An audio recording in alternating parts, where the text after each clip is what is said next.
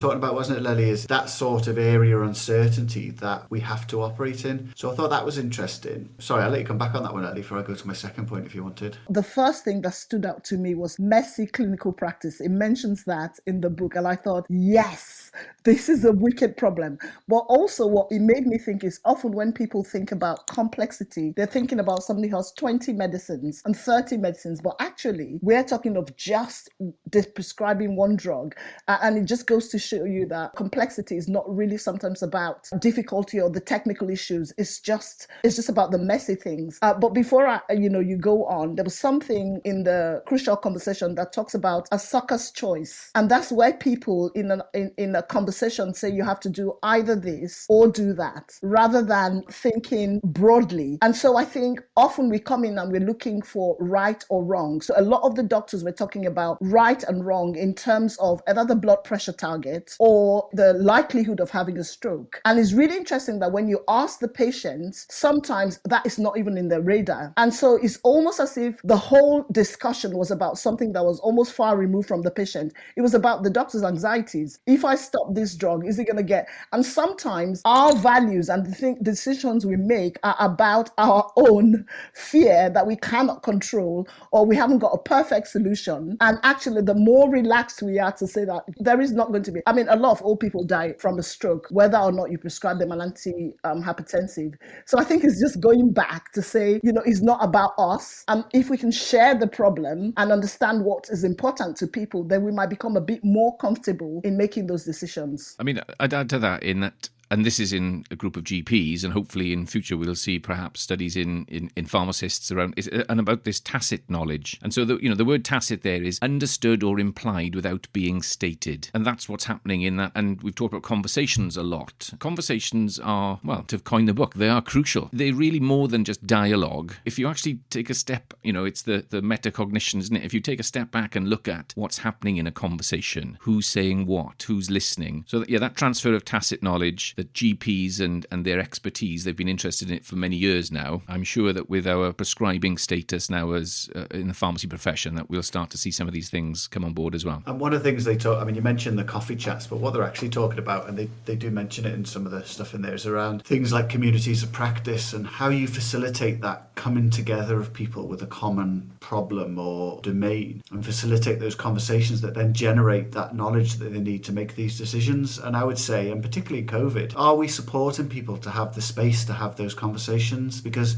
coffee room chat, I bet you if I went into a primary care and said, when's your coffee room chat? They'd laugh in your face at the moment because it's so busy. And I think it's really important, and actually it's really important that some of these conversations are properly facilitated and set up. That's one of the things I've been doing over the last few years. And it can be seen as a soft improvement method, but it's not. And this paper sort of highlights that. It's crucial. Go with the title of your book, but it's crucial that people have those conversations and that we give people the space and time and support to have those conversations. Absolutely. I mean, I just wanted to, that ties in very nicely with what I call my leadership problem at the beginning. And I think what you say is we need to have these Mindlines. We need to bring the patient more into the Mindlines and not just our colleagues. So there's the conversation with the patient, there's the conversation with our colleagues, and there's the conversation with ourselves, which is reflective practice. And so I think, especially for new practitioners, I'm looking at PCN pharmacists and GP pharmacists or new medics who are coming into the system. We've got to make space for people to have conversations with each other. And whether that's supervision, whether it's a small group or the coffee room chat, but people have to have those conversations about practice, because that's how you build your tacit knowledge. That's how also, so there is experiential learning that needs to happen. You have to do your time. You can't wake up one day just because you read books to be a good practitioner. So conversations with patients have to be prioritized. Conversations with each other, and I think conversations with self, I think also needs to be prioritized. Okay, thanks, Lelly. Massive thank you for joining us tonight on The Oral Apothecary and for sharing your desert island drug, Stormin Metformin. her career anthem, and your book. Coming up next time, we'll be joined, as I mentioned, by Professors Dave Slawson and Professor Alan Shaughnessy, colleagues from the US of A and the Information Mastery episode. We look forward to welcoming Dave and Alan next time on the Oral Apothecary. Over to Gimmo now for our contact details and the final ingredient. Yeah, so you can follow us on Twitter at Oral Apothecary or email us at oralapothecarypod@gmail.com. Just wanted to say thank you to the Pharmaceutical Journal, who published a blog that we wrote last week. I say we wrote, Jamie wrote most of it, and we just claimed the glory, didn't we, Steve? But yeah, thank you to the PJ for publishing that. If you haven't seen it, it's obviously a fantastic read, as is the PJ, of course. One thing we talked about in it is why we did this podcast, and there's a few reasons, but one of it was helpful to us in terms of connecting with other pharmacists and dealing with, the stresses and strains of COVID at the time. Yeah, just to mention on the blog as well, a big thank you to Abby for all her help from the Pharmaceutical Journal. So Abby James, one of the editors there, thank you. So I want to describe a condition to you. Extreme exhaustion, insomnia,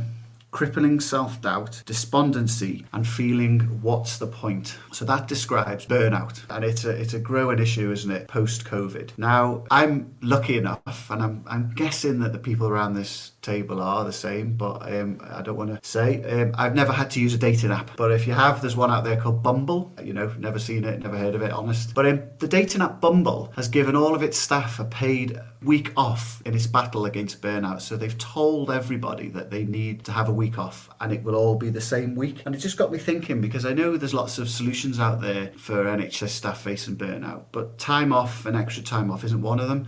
But what Bumble have said, and it's not just Bumble, as other companies like LinkedIn have done the same, is that even when you give people extra time off, they don't take it, or if they do take it, it's half-arsed, and they're sort of on their email and on the phone, and because things are so busy, they can never really truly disconnect. So that was my final ingredient, really, is just to think about how can we support NHS staff in having that time off that they need in a way that is uninterrupted and is a true break, because those symptoms that when I read them I thought, I can recognise all those symptoms in me and other colleagues, and I think it's something we need to do. So where the dating apps lead, the NHS should follow. This was a 3 Apothecaries production. Sound engineer Jimbo Slough, original music Jamie Brewster, artwork by David Baker. Thanks for listening to the Oral Apothecary podcast. Do not listen more than 8 times in 24 hours. This episode of the Oral Apothecary is sponsored by OneLessPill.com, a medicines optimisation consultancy.